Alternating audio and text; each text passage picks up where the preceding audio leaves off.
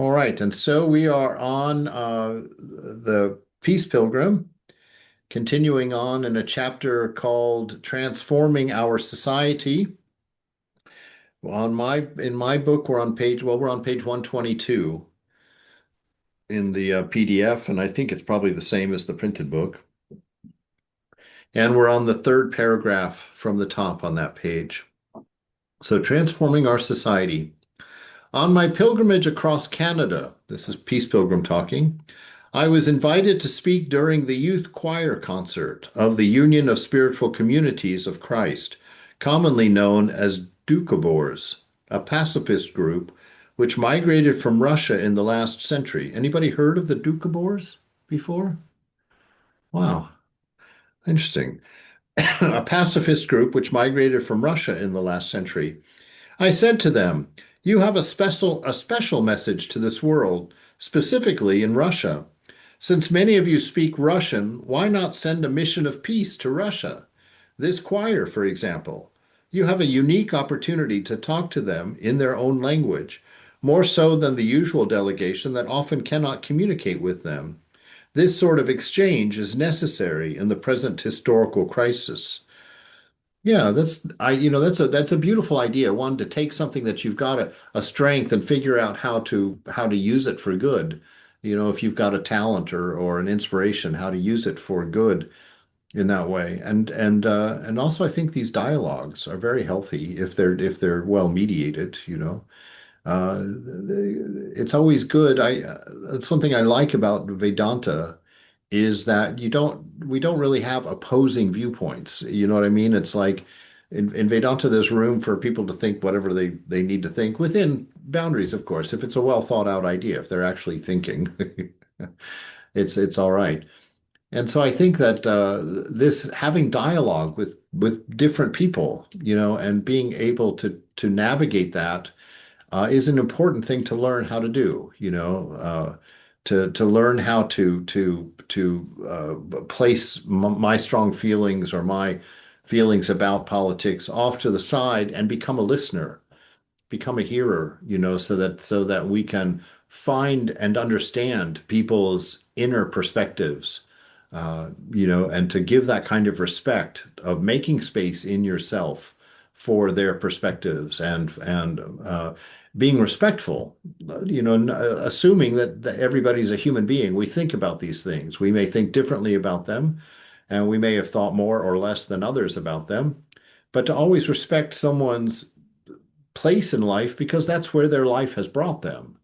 That's where their experiences and their influences and their circle has brought them to. And so, what she's talking about is this wonderful sharing, looking at an opportunity for sharing, looking at an, a bit, yeah, a method of sharing, a means of sharing, in order to promote love, to promote peace, to promote understanding, to promote spiritual growth, really, unselfishness and compassion. The United Nations needs to be improved. We people of the world need to learn to put the welfare of the whole human family above the welfare of any group. Starvation and suffering needs to be alleviated. An extensive exchange of people among the nations of the world would be very helpful. There are some national problems in connection with peace. Work needs to be done on peace among groups. Our number one national problem, however, is the adjustment of our economy to a peacetime situation. These things, I hear what she's saying, and I don't think there's anything wrong with what she's saying there. I just find I've never really found much success in working from the outside in, of making movements and whatnot.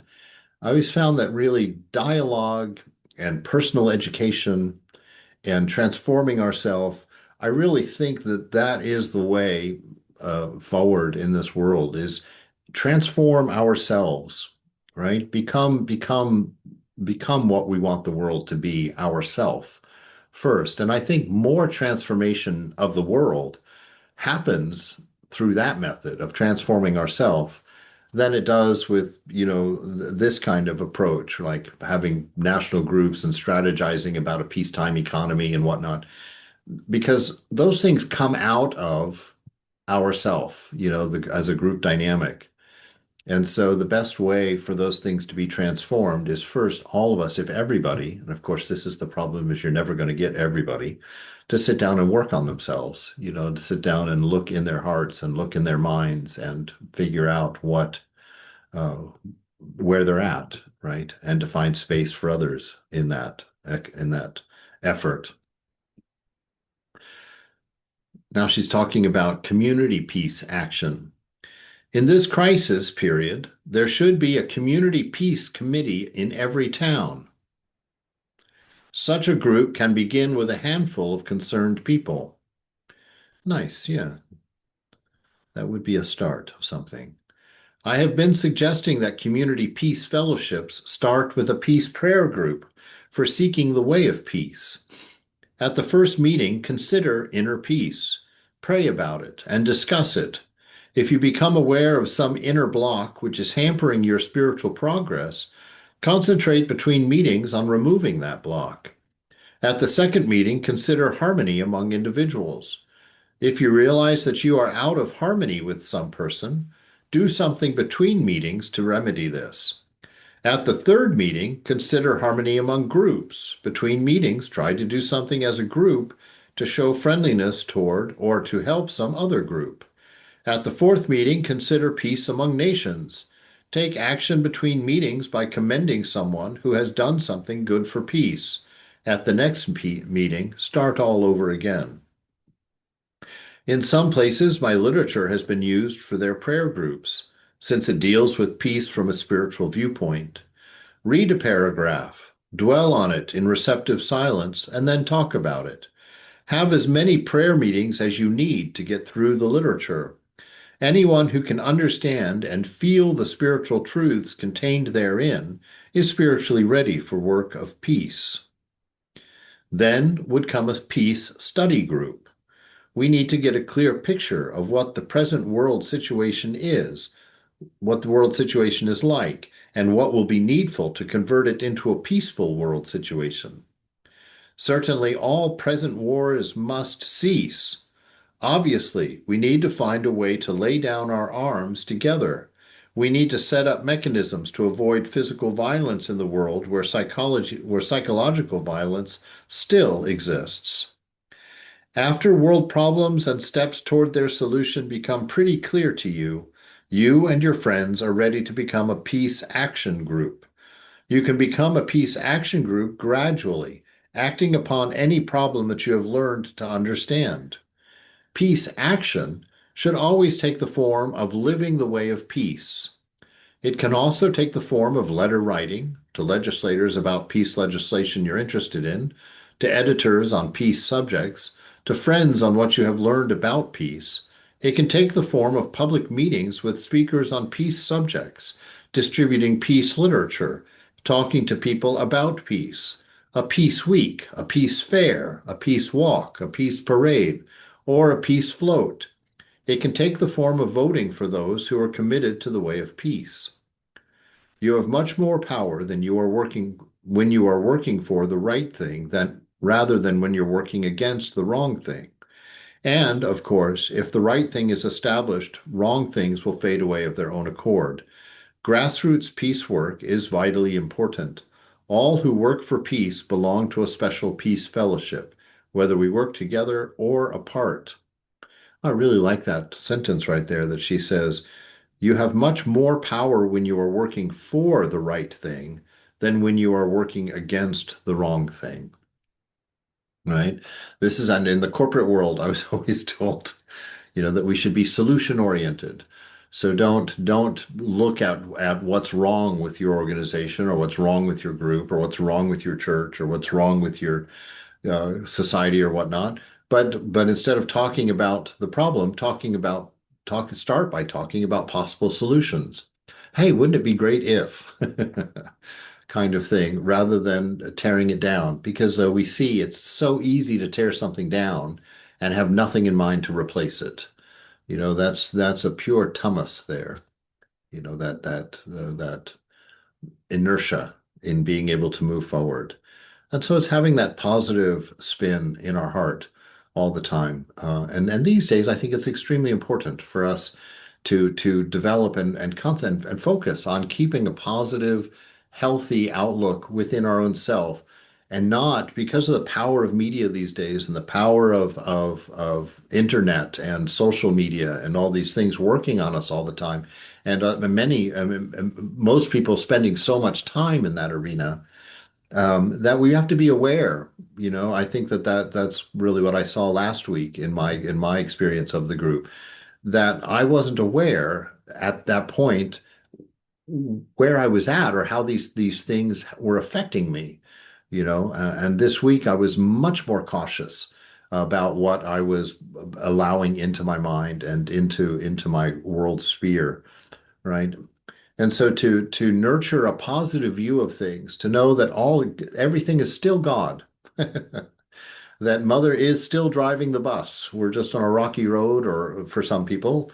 And so for us to nurture that positive inner regard for life, be solution oriented toward things, and uh, there was something else I wanted to say about that. Now I can't remember what it was.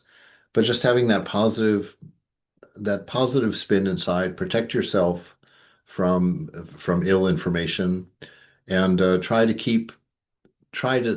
to not be unduly influenced by the problems. Oh, and here's the thing I was wanting to say most of all and forgot is that this oh my gosh, it just slipped out again. Ah, that's crazy. Give me just a second. I'm sure it'll come back. Uh, oh yes. And that notion about creating our own current, our own flow. It's like the flows that are being presented in media and on social media and on computer, whatever. We don't have to have opinions or be taken in the directions of the mainstream conversations. We can be our own influence. We can be our own conversation, right? We don't have to work against that one if we don't like it. We don't have to work for that one if we do like it. We can take this one that's unique to ourselves or to our experience, and to bring that to the dialogue. Because for me, that would mean more dialogue about love.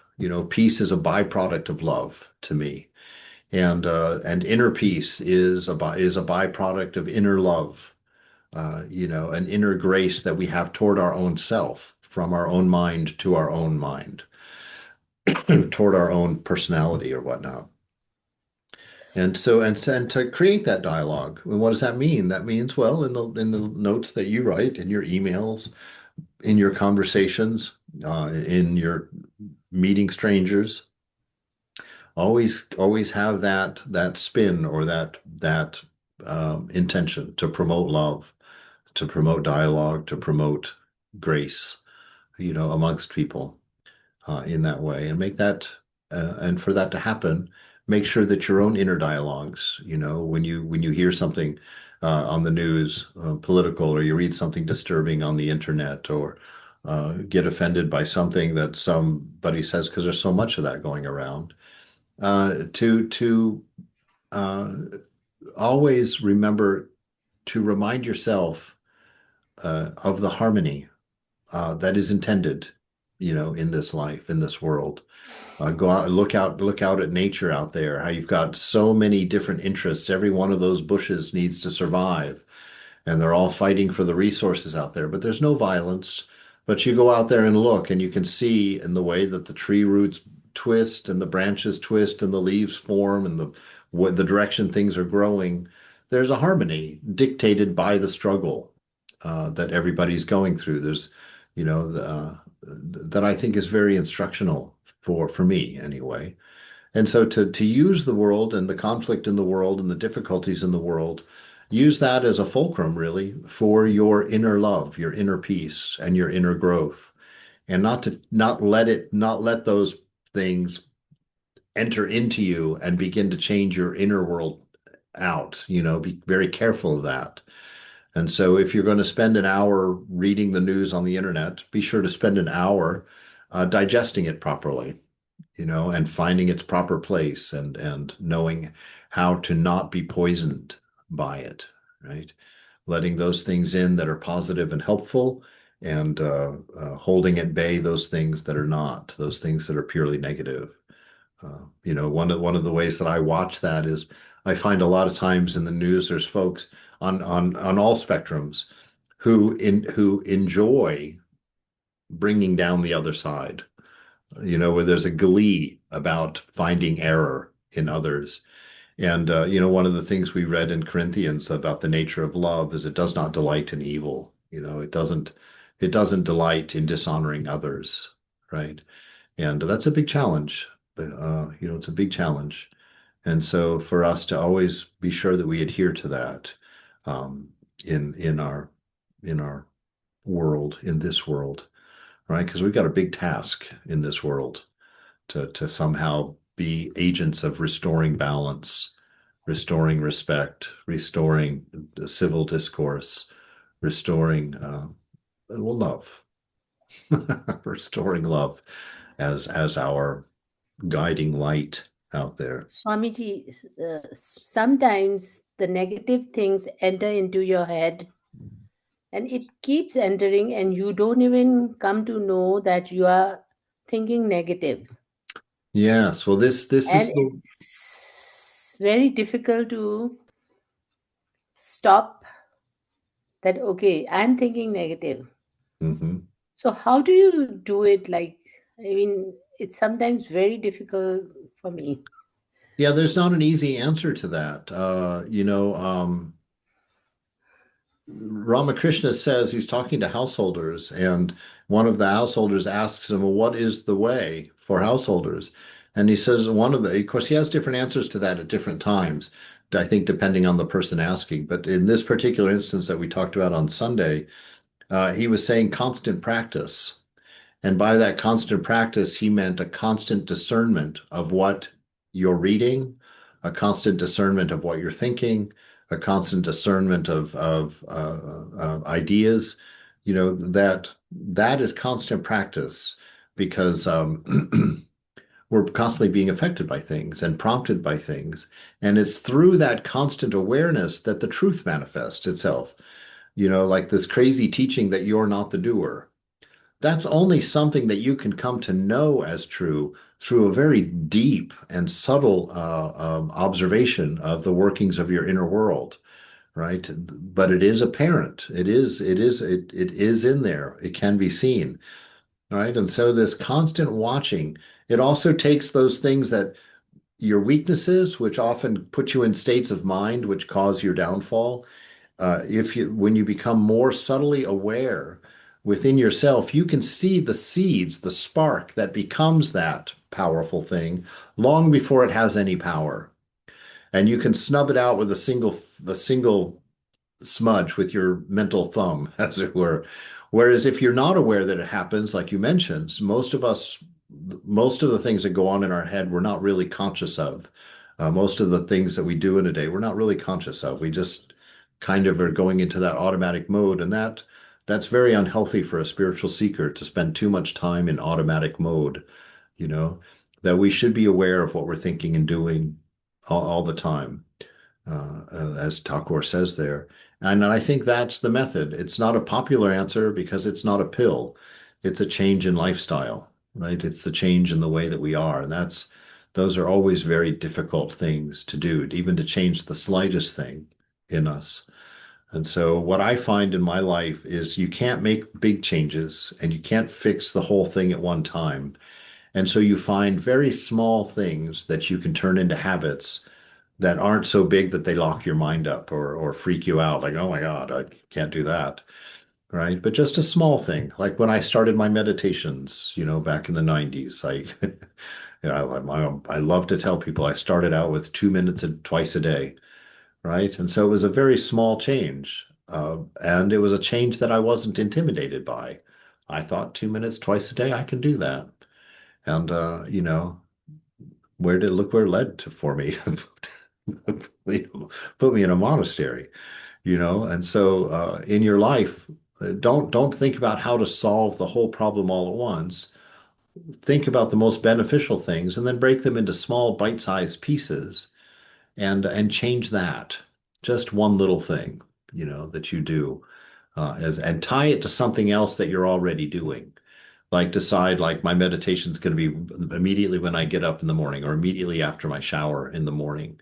So you tie it to a habit you already have so that that habit becomes a reminder, oh, this is always followed by this. And these are just little mind hacks, for how we can trick ourselves into growing, fool ourselves into being wise in that sense.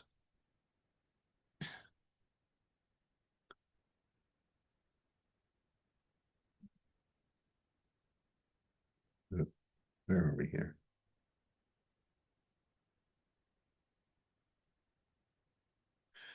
Okay, you become a peace action group, gradually acting upon any problem that you have learned to understand.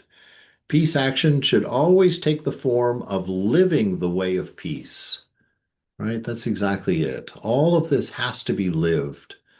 This is always with spiritual life. This is the number one emphasis that I hold. I always demand that spiritual truth can never be an idea, can never remain as a philosophy or as a theory or as even a doctrine or dogma. A spiritual truth, you have to figure out how it manifests, right? And you work on allowing that manifestation in yourself by thinking often and deeply about what you're manifesting. If it's love, if it's peace, if it's kindness, if it's forgiveness, those are not rules. Those are ways of living, right? They're not ideas. They are what truth looks like when it's being manifested. And so we always work from that point. So you should always take the form of living the way of peace. It can also take the form of letter writing, right? And we've talked about that. And then we mentioned here that you have more power when you're working for the right thing than when you're working against the wrong thing. And the next paragraph, some of the steps toward peace that I talked about when I started out have now been taken or at least begun. An extensive people-to-people approach is well underway, with student exchanges and cultural exchanges. Research on peaceful ways of resolving conflicts is now being done at a number of our colleges, and courses are being taught also by our neighbor, Canada. It's interesting how, synchronicity sometimes. This week I talked to two people that are part of a peace uh, dialogue practice. Like they actually meet with small groups promoting this peace. I don't know if they're from the Peace Pilgrim tradition or not, but two different people told me that they belong to an organization that is promoting these peace dialogues and these peace conversations. Um, I'm disappointed that I can't remember much more than that, but it struck me that two different conversations I had were around this week. So I think there's some active things going on out there. And if you're interested, maybe put it at Mother's feet and see if she'll introduce you to one of those groups if you want, if you're looking for that or wanting to be activated in that way. Uh, I believe it quite possible for us to obtain an outer peace at the present time. Historically speaking, when human beings are faced with the choice between destruction and change, they are apt to choose change, and it's about the only thing that will make them choose change. So we have the possibility at the present time to take a different direction in the world. The possibility exists. That's part of that positivity. That's part of that to always know this opportunity exists. It's real. This can be done and this must be done. And even though it's a huge project and may take whatever's, that's not our focus. Our focus is on what can be done and on what we can offer in it and following through, actually doing it, right?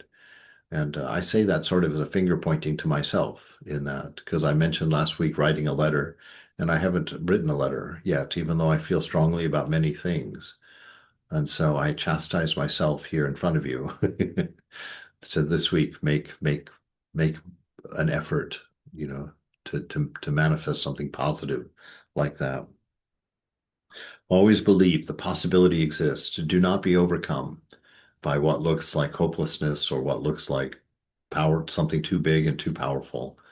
Always remember that, of course, in the Bible, I know that story. I'm sure there's one in the, also, I can't think of it, but in the Bible, there's David and Goliath. Little David, little preteen boy against Goliath, a seasoned warrior who was, 7 feet tall and in full armor with knives and sword and spears and everything. And all David had just, his little animal skin tunic and a slingshot. That's all he had. And he was like, 5 feet tall. And yet he won, right? He won because of his faith. He won it because he had that positive, fearless conviction that this is right. This is a just cause, right? And so we should make that part of our mentality. Love is a just cause. Harmony is a just cause. Peace is a just cause. And to be fearless. Just look at this whole mess that we're going through, if you perceive it that way, and just know, believe, and trust there is a way out that will involve a harmony and a peace and a love that we're all capable of because it's our nature, after all, regardless of what we've done with it. Right? So the possibility exists. Little people of the world, let us never feel helpless again. Indeed. Let us remember that if enough of us talk together, even very big things like world disarmament and world peace will be granted. Let's ask together, right? Let's make our voice heard. That's why I love this movement of the peace singing that's going on, the revolution singing that's going on. I don't know if Heidi's here today, but she's invited me a couple of times to downtown where they're just singing. They're really singing sort of non-particular hymns of peace and spirituality, of love and respect and freedom and justice and all of those things. And it's just singing. And if you go on YouTube and look around there, there's some beautiful videos of this group that they're putting out of these peace or activist singing, but activist singing that's not issue oriented, but inspiration oriented, taking solace in unity, taking solace in hope, taking solace in just a positive outlook that this can be taken forward. This can work. Right. All right. Chapter 12, The Way of a Pilgrim. Once I was asked, what do peace pilgrims do? A peace pilgrim prays and works for peace within and without. A peace pilgrim accepts the way of love as the way of peace, and to depart from the way of love is to depart from the way of a peace pilgrim. A peace pilgrim obeys God's laws and seeks God's guidance for one's life by being receptively silent. A very beautiful um, statement there. Seeks God's guidance for one's life by being receptively silent. That's exactly what Thakur says. He says that which arises in silent mind or pure mind is the voice of the divine. Right? So if we're going to purport to be men and women of the divine, then we have to cultivate an inner silence, an inner stillness, so that we don't get caught in our narratives, which is what causes ego and disagreement and opposition. And so to just more increase or establish ourselves in a silent, still space, a space of inner peace, and then watch the world from that perspective. That will be a great accomplishment, actually. So seek God's guidance for one's life by being receptively silent. A peace pilgrim faces life squarely, right? That means with integrity. You're not being dishonest with yourself, right? You prepare yourself, you see it, you study it, you know it, and you square off with it, right? You're not afraid of going forward. Faces life squarely, solves its problems, and delves beneath its surface to discover its verities and realities. Right? So delve beneath the surface. Can you just hear Thakur saying, dive deep? Dive deep. Find these gems within yourself. Find this motive of love. Find this compassion. Find this inner peace, this stillness. Find this strength and faith. Find your fearlessness. Right? These things are all within you. Vivekananda says we have infinite strength within us. We have infinite power, infinite inspiration, infinite love within us. And so we're never going to run out of the resource that we need for this to happen. So dive deep, really do the work on yourself and let that work manifest in the world and consequently change the world as well. Delve beneath its surface to discover its verities and realities. A peace pilgrim seeks not a multiplicity of material things, but a simplification of material well-being, with the need level as the ultimate goal. A peace pilgrim purifies the bodily temple, the thoughts, the desires, the motives. A peace pilgrim relinquishes as quickly as possible self-will, the feeling of separateness, all attachments, all negative feelings. Right, well, now she's just becoming a Thakur. Right? This is the way to peace, and this is beautiful. This is the way of our lives, as spiritual seekers. So what she's saying is, yes, do it more, do it deeply. She's cheerleading us here. Now, traditionally, a pilgrim walks on faith without any visible means of support. I walk until I'm given shelter. I fast until given food. It must be given. I never ask, but it is given. Yes, this is uh, what's that? Uh, Not veritable, but it's a working way of life. I mean, this works to live by this faith. That's what my 2 year experience in Colorado showed me to an incredible extent. That having never asked for money, having never expressed a need for support, simply taking all of my needs to the shrine and just sitting there in silence, everything was taken care of just effortlessly, you know. And this is the means. We don't force. Ego is forcing and pushing. We work within the bend of the tree. We work within the strength of the breeze. There's no forcing, no uh, going on. It's a slow and a steady and wise application of our love, our discipline, right? And so walk on faith. Everything is given to me, and I pass it on. You must give if you want to receive. Let the center of your being be one of giving, giving, giving. You can't give too much, and you will discover you cannot give without receiving. This kind of living is not reserved for the saints. It is available for little people like you and me if we reach out to give to everybody. This is one of my very first lessons, really, in Vedanta, actually, and it was from Moksha Prana. And it wasn't a lesson that she gave on purpose to me, at least not, I don't think so.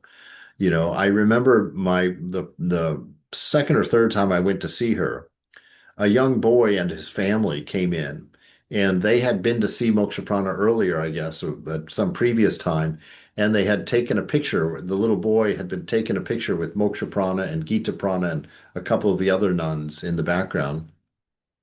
And they presented her with a beautifully framed photograph of this picture. And she was very gracious and she took it and set it on her desk there. And then those people left and went on with their lives, I suppose. And when I got up to leave, Mother Moksha Prana said, "Ah, here, you take this." And she handed me the picture of her and the nuns and this little boy. And so I took it. And when I took it, I was struck by how odd that was that she had just been given something and immediately she's turning it around and giving it to me. But I also recognized that it was a gift to me because it was a picture of her that I didn't have, and it was very meaningful to me. And as I contemplated that, because it made me think that that's really the role of the spiritual people in this world. People give us things, and we turn around and give them away to others. I saw that in Swami Prabhupada. People would he had a whole room of things that people had just given to him out of devotion.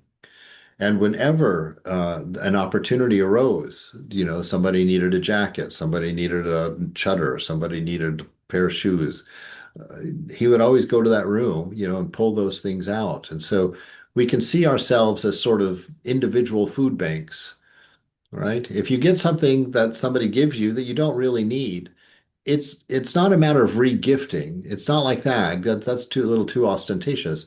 But it's a matter of seeing yourself as an exchange center rather than a collector of things. So we don't take things that we don't need and find a place for them in the garage, right? Those appliances in your kitchen that have been there for 7 years without ever being taken out, that's a perfect opportunity right there. Pass that on to somebody that might need it or might be able to use it. Books that you've read that you're not going to read again, that you don't need for notes, pass them on. I met a guy in North Carolina. He was a professor and he loved books. Oh, he had so many books in his house. It was unbelievable.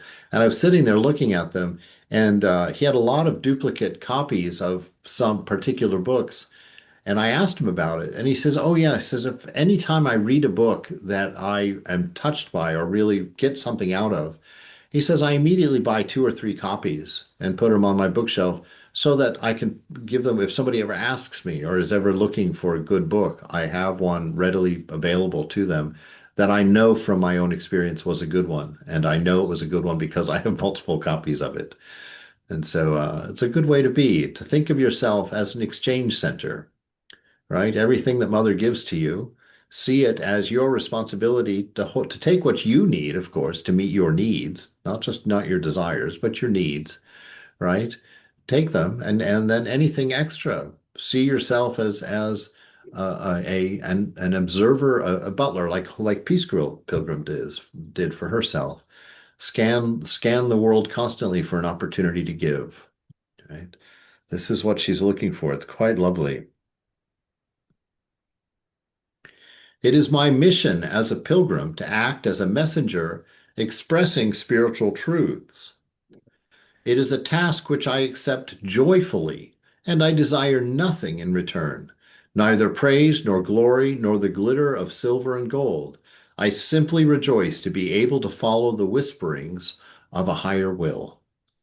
Right? What a beautiful way to say it. The whisperings of a higher will, the whisperings of your highest ideal within yourself, right? I have much to offer. I deal primarily with living God's laws. I extend to others the mystical approach to God, the kingdom of inner peace. It is free. There is no charge. There was a time when I attained inner peace, when I utterly died to myself. I have since renounced my previous identity. I can see no reason to dwell upon my past.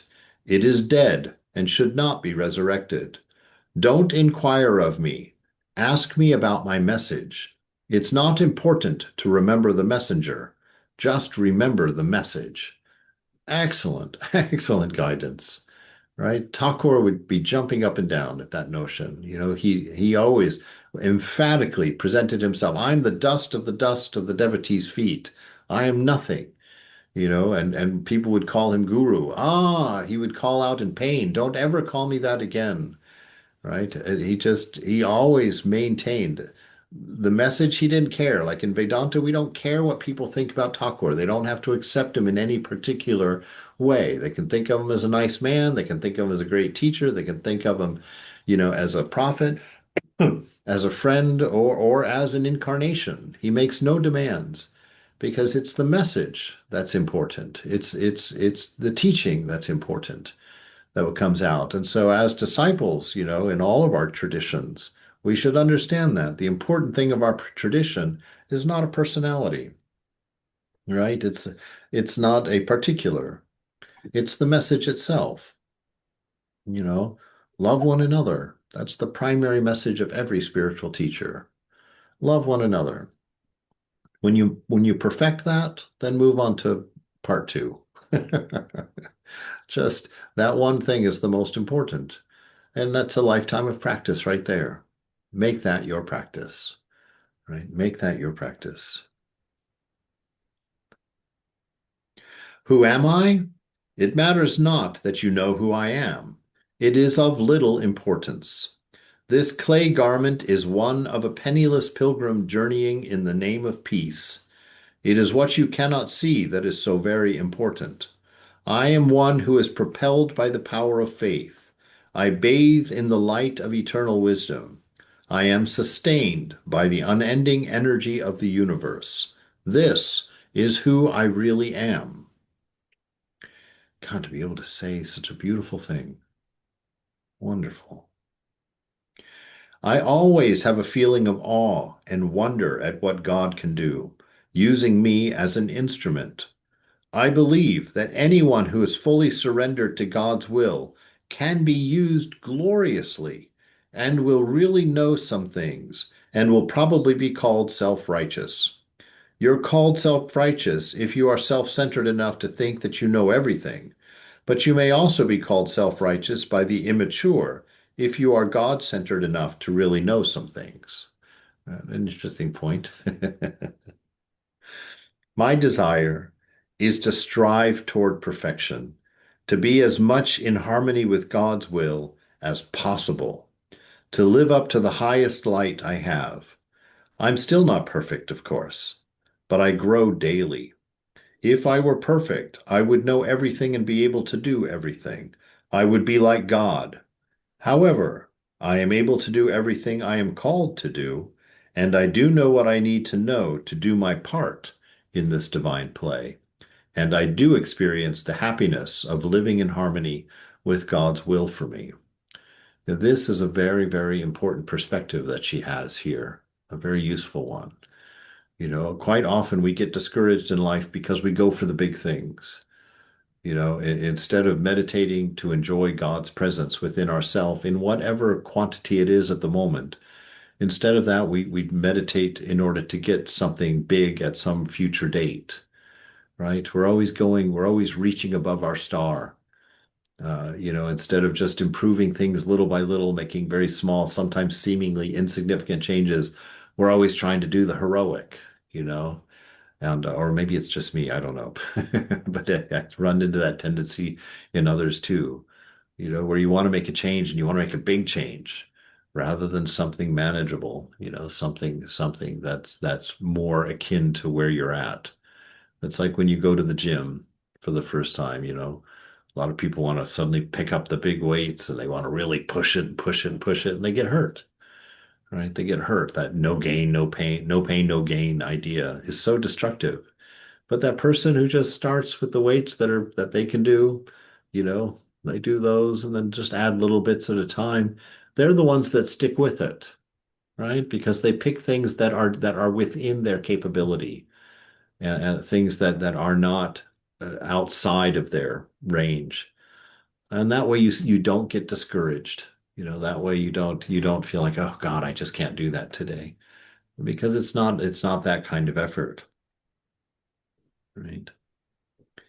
Any praise I receive does not change me, for I pass it right along to God. I walk because God gives me the strength to walk. I live because God gives me the supply to live. I speak because God gives me the words to speak. All I did was to surrender my will to God's will. My entire life has prepared me for this undertaking. This is my calling. This is my vocation. This is what I must be doing. I could not be happy doing anything else. What a beautiful, beautiful, beautiful understanding of life there. All right. We'll stop here for the day. Let me turn off the recorder.